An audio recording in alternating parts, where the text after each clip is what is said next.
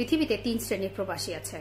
1 নম্বর হচ্ছে টপ লেভেলের প্রবাসী, 2 নম্বরে হচ্ছে মধ্যবিত্ত প্রবাসী এবং 3 নম্বরে হচ্ছে গরিব প্রবাসী। টপ লেভেলের প্রবাসী কারা? যারা বছরে 1-2 বার দেশে যাবে, সবার মন মতো জিনিস নিয়ে যাবে, আইফোন নিয়ে যাবে, রোলেক্সের ঘড়ি নিয়ে যাবে, ম্যাক নিয়ে যাবে, তারপরেও কারোর মন ভরবে না। এখন আসেন মধ্যবিত্ত প্রবাসী। মধ্যবিত্ত প্রবাসীরা বছরে 1 বার দেশে যাবে, তাদের সাধ্যমতো সবার পছন্দের জিনিসপত্র নেওয়ার চেষ্টা করবে।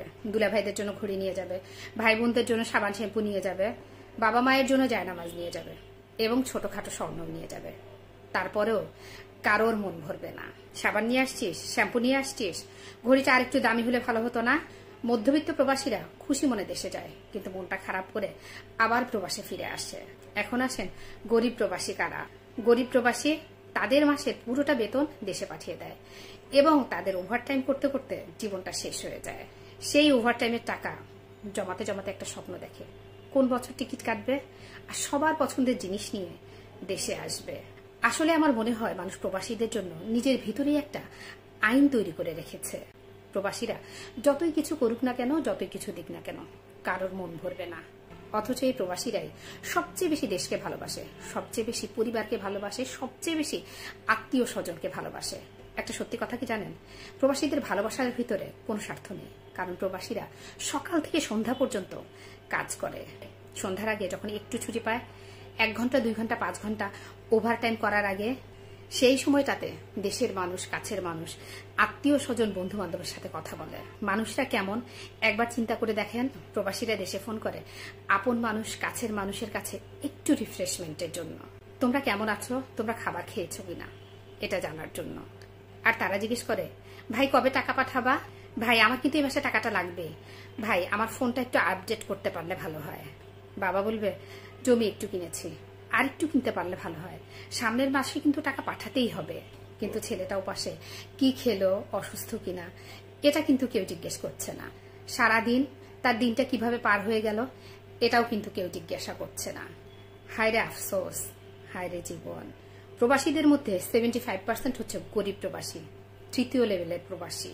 দিন শেষে পরিশ্রম করে ওভারটাইম করে টাকা জমায় যে কবে দেশে যাব। আবার যখন কোনো প্রয়োজন হয় তখন সেই ওভারটাইমের টাকাই পরিবারকে পাঠিয়ে দেয়। এমন অনেক প্রবাসী আছে যারা অনেক অসুস্থ, কিন্তু নিজের চিকিৎসাটা পর্যন্ত করায় না, যে এই টাকাগুলো দেশে পাঠালে পরিবারের কাজে লাগবে, আমার পরিবার আরো সচ্ছল হবে। অনেক প্রবাসী এমন আছে, অনেক প্রবাসী আছে যে খাবার পর্যন্ত খায় না, অনেক প্রবাসী আছে ভালো জামা কাপড় পরে না, এমন অনেক আছে।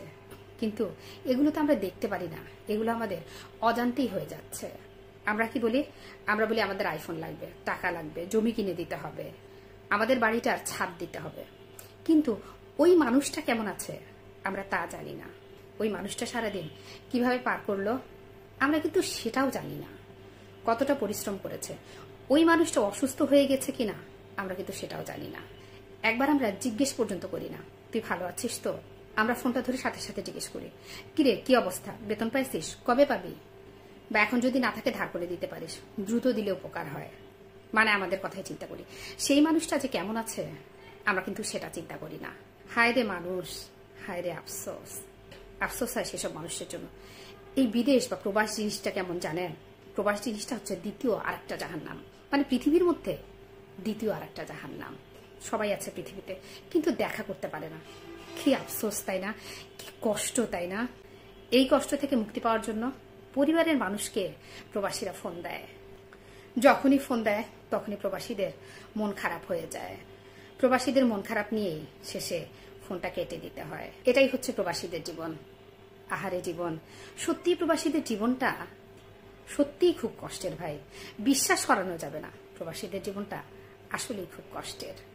আপনাদের কাছে আমার একটাই রিকোয়েস্ট, প্রবাসীদের কাছে বেশি চাপ দিবেন না, বলবেন না এটা আমার লাগবে, এটা আমাকে দিতেই হবে। এই পৃথিবীতে সবচেয়ে বেশি সমস্যা হয় প্রবাসীদের কোন কারণে জানেন? আপনারা যখন অতিরিক্ত চাপ ক্রিয়েট করেন, প্রেশার ক্রিয়েট করেন, সে মানুষটা বুঝতে পারে না যে সামনের মাসের টাকাটা কোথা থেকে দিবে, কারণ সে তো যতটা বেতন পায় ততটাই আপনাদেরকে দিয়ে দেয়। ওভারটাইম করে কত টাকাই বা পায়, সেই টাকাটা জমায়, সেটাও আপনাদেরকে দিয়ে দেয়। অসুস্থতায় কিন্তু চিকিৎসাও করাতে পারে না অনেক সময়। অনেক বেশি প্রেশার ক্রিয়েট করবেন না, এজন্য কিন্তু অনেকেই স্ট্রোকও করে। অনেক মানুষ সমস্যায় পড়ে, অনেক মানুষ অসুস্থ হয়ে যায় শুধুমাত্র এই প্রেশার ক্রিয়েট করার কারণে। আপনাদের কাছে রিকোয়েস্ট একটাই, অতিরিক্ত প্রেশার দিবেন না, কারণ সেই মানুষটা সর্বোচ্চই করছে কিন্তু আপনাদের জন্য। পৃথিবীর সকল প্রবাসী ভাইদের জন্য রইল শুভকামনা।